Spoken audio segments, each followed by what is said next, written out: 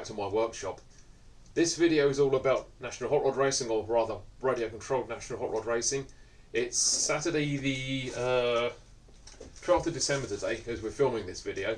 All being well, depending on how the tiers fall, we should hopefully be racing back at Hot Races a week on Sunday the 20th of December 2020. Just waiting for the tier announcements to come out from the government on Wednesday. Car's been sitting in its box for the last 6, 7, 8 weeks or more. I can't remember how long ago it was we last got to race at Hots. I just got it down, going to give it the once over, I put some new tyres on it, give it a general overhaul, fit the transponder. I've also got the strut brace kit that came in from Kamtec earlier in the week that I'm going to fit as well. So let's get on with prepping the car. So I've literally just brought the car down. It's been sitting up in its box up in the top of the workshop since the last meeting at Hots, which seems like ages ago now, well over a month ago. Let's just drop the body shell off and see what's lurking under the cover.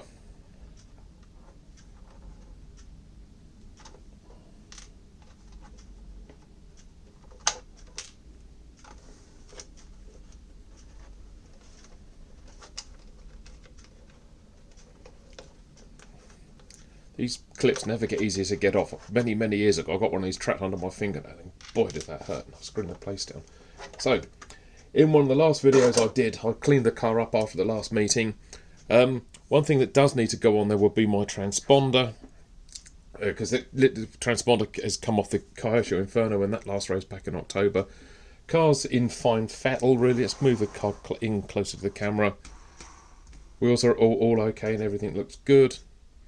One thing I did order the other day, which came in from Kamtec, was a kingpin brace. Again, this is all of about, I think this is about $350 to go on. I was going to put that on there to try to stiffen the suspension up a bit. Looks as if I'm going to need another part to go on there, which I don't have at the minute, so I can get that sorted out later on. That doesn't really need to go on there. In the last meeting, I had some near clapped out front tyres that came with the car. When I got the thing, I just didn't have time to get any more tyres in before the meeting. There's a little bit of chunking on them, but that's not too bad. There's some chunking there. And the rear tyres, I've got the KSE softs that Keith Smith very kindly gave me on the day.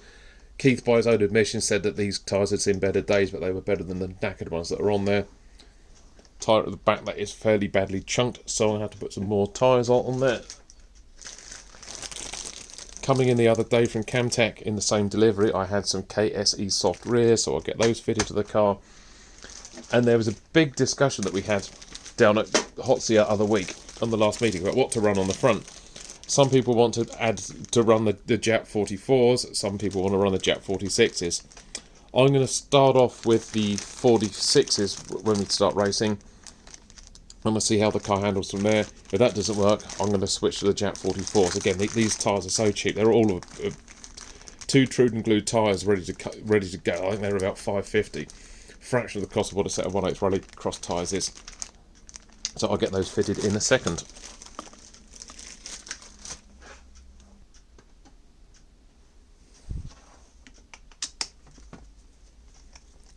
One thing I was really keen to do, and I phoned up Mandy at Kamtec in the week, I was quite keen to have matching wheels and tyres on there, because I've got two completely different wheels and tyres on their own. I'm a bit obsessive when it comes to detail for things like that. That's on there a bit stiff, that's coming off.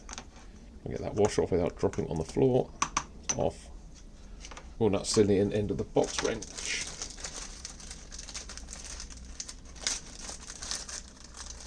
Yeah, it's Saturday the 12th of December as I'm filming this. The tier system that we've got here in the UK at the moment is due to be revised again next week. I just hope that down here in southern England where I live, the tier system doesn't change too much and we are still able to race next weekend. Wheel on there, goes on there nicely.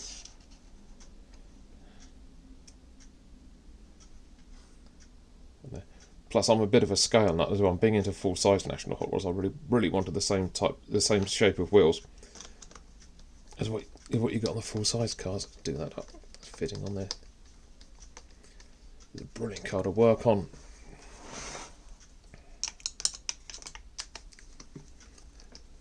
Yeah, you can see on the outside of the wheel rim where I rode the fence in that last meter. brilliant fun. Everyone got a bit excited, but that's what they say. Whoops, that's just dropped the washer on the floor. It works better if I put the new tyre back on. One thing I will need to invest in at some point is a tyre truer. They're not overly expensive, but as well as buying the truer, you have to buy the mandrels to go on the end of them. So, got the wheel on.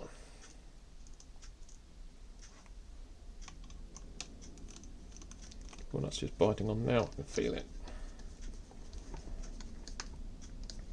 I think I'll hang on to these tyres for a bit. At some point, if I get the tyre truer, I can just put these wheels back onto the truer, buff away the old rubber on there, and just buy a new set of tyres to go on there and save a little bit more money. What I love about National Hot Rod Racing, well, RC Hot Rod Racing, is as cheap as chips.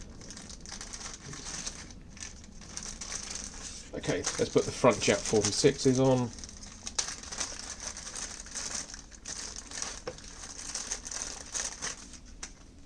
Got them nicely.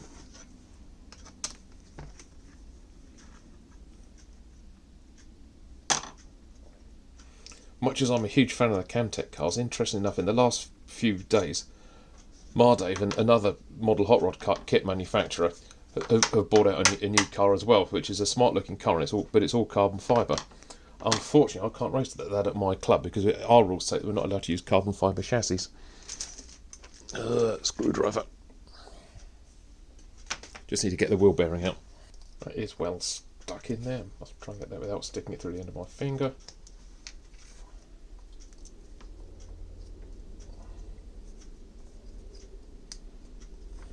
Bearings out. Yeah, the bearings on the wheels is a great. Just literally the bearing just slides in there like so. In the front, you can just see that, and then there's another bearing that goes in the back. I'll give these a small blob of GT85 or WD40 when I get to the track, just to keep them spinning nicely. Again, that runs nice and free. Yeah, the car looks much smarter, I think, with the matching wheels at the front and rear.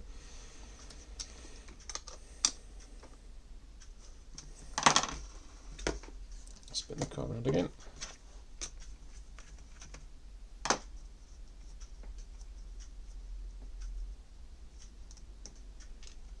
Wheel nuts off. Push the bearings out. Oh, come on. I really do not want to drop one of these bearings on the floor because second bearing out.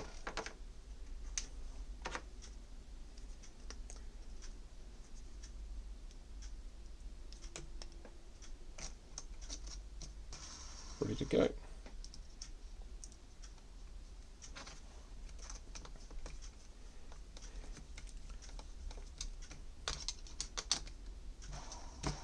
There we have it. The National Hot Rod has a new set of boots on it, front and rear. So the next job I need to do to prep the car up for the next meeting over at Hots is to fit the transponder. Here in the UK, a lot of the clubs, although not all of them, use like what's called an MRT transponder system. That's my transponder there. You can just about make out the MRT logo on it. This thing sits down the front of the car, and each time you cross the line, the computer automatically counts your laps for you. Many years ago, when I first got into racing, I remember when I used to run the Horsham Club, people would be yelling out the car numbers for me. I'd have to enter everything manually. This is a lot more accurate. Must order another one of these because it is a bit of a fiddle taking it out the 1/8 rallycross car and fitting it into the hot rod each time. So all it does is plugs into the receiver on the car, like so, in any of the spare channels.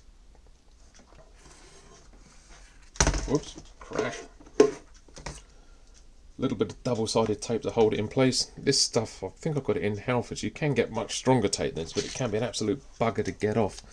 It's a fine balance between using cheap tape that just comes off or finding something that you can't remove, and this stuff seems to work a treat for some reason. Just get that on there. Put that onto the transponder, like so.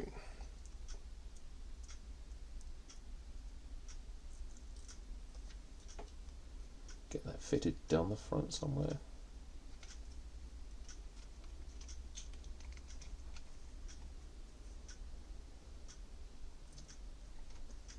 This where I've got big fingers and everything's quite fiddly, so that can sit in there. And Let's just get some couple of cable ties to stop it moving around. Let's have some cable ties, they're never really gone. There we go.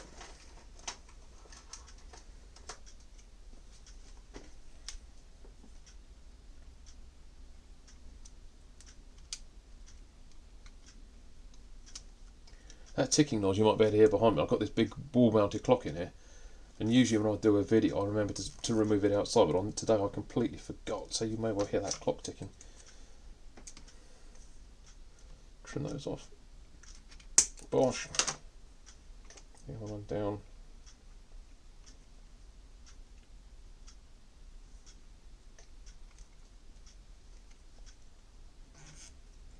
It's ready to go too, so yeah.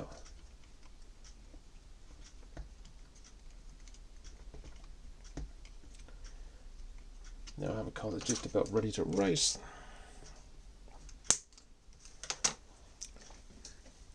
So there we have it. New tyres, the transponder's fitted, the car is just about ready to go. So I said earlier on in this episode that I was going to have a look at the kingpin brace again before I put the car away, ready for the next meeting. That's the kingpin brace pack that you get from Kamtec. It's $3.49 to buy. Again, top value. Nice piece of cut glass reinforced plastic, a couple of tubes and some what look like some M3 nylon nuts and some long screws. Let's drop the front wheels off the car and try and get the thing fitted. So let's see what's in the little bag.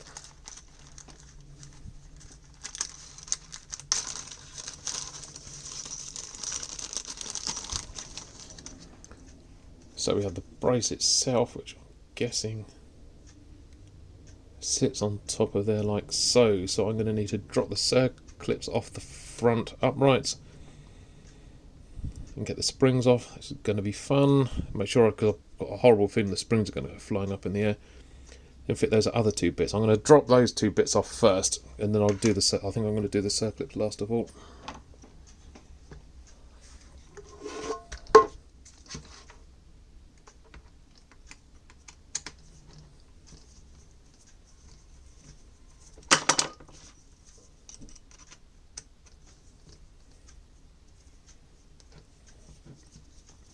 There's some washers that have been packed into the suspension to give it some caster. Sorry, I really do not want to lose those little washers. I drop everything down.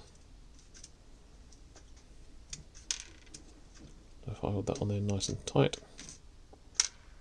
it's going through. Look at that! Didn't drop anything. That piece going on. All being well, it should sit on there like so. It does indeed. In fact, what I think I'm going to do before I take the circlips off is to fit that upright on there, and then everything's done. And then do the circlips in one hit. The same as before. I've got to drop that off and try and hold those little washers in place. Building a car up's one thing, but building a car up and working on a car when you're trying to talk to a camera and not sound like you're waffling is a completely different task in its own right.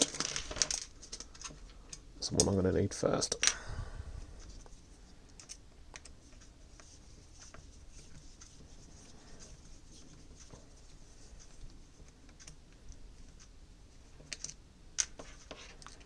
And those washers didn't move. Come on, go through.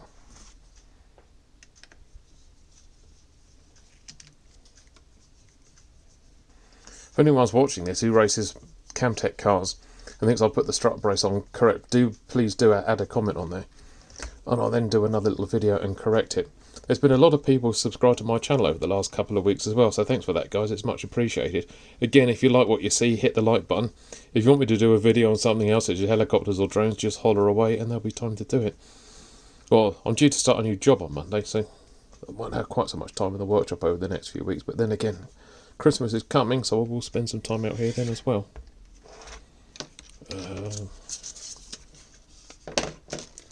So the other upright's gone on.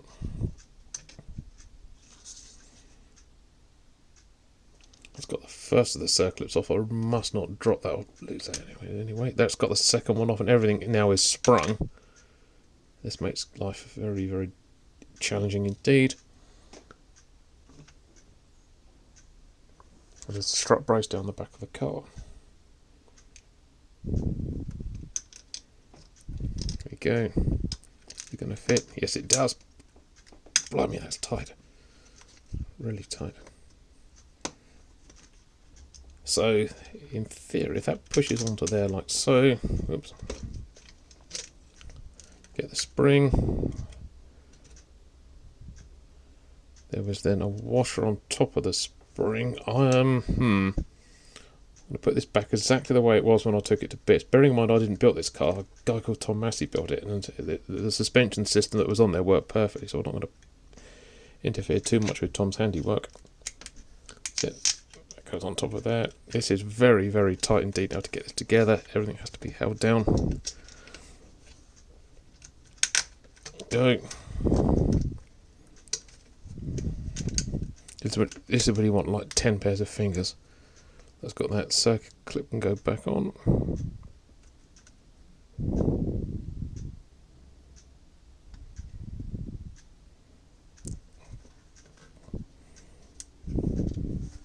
I move my finger out of the way gently because I do not want that circuit to go pinging across the bench.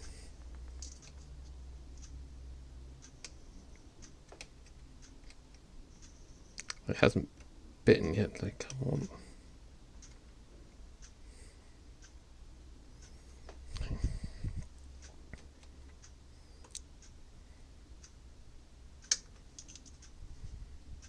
On there.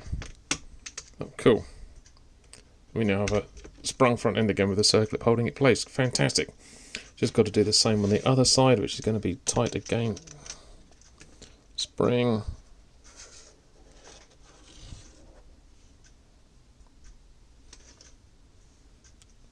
Washer.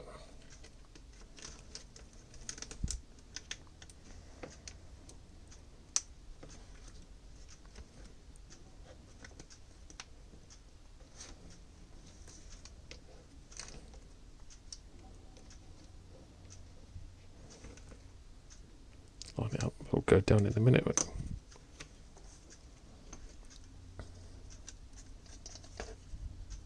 Again, if this is out of shot, I apologise. This is really, really fiddly to get everything in place here. Actually, before I do that, I think I'm going to put the nylon nuts on there to stop everything moving around. Again, sorry for this video being this part of the video being so random, but there's the strut brace doesn't come with any fittings instructions. So there's a bit of engineering interpretation to work out how it goes in. All right, that's okay like that. Wind them gently, tighten up so they've got a bit of bite on them so they won't come off.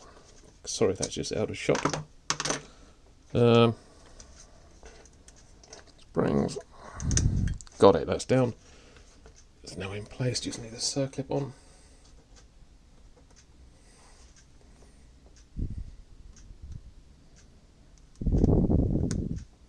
Cool. And that is a strut brace kit fitted. It's relatively straightforward. It's probably a lot easier to do in real life than it was in the video that I've just done, because I was working completely blind in there with like no instructions. That's the first time I've done it. Just need to tighten those two nuts down now. Then we're ready to get the shell back on the car and get it ready for racing.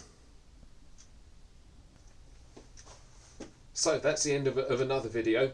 Hopefully see you all online again soon, or if hopefully some of you will be at Hots on Sunday. Thanks for watching.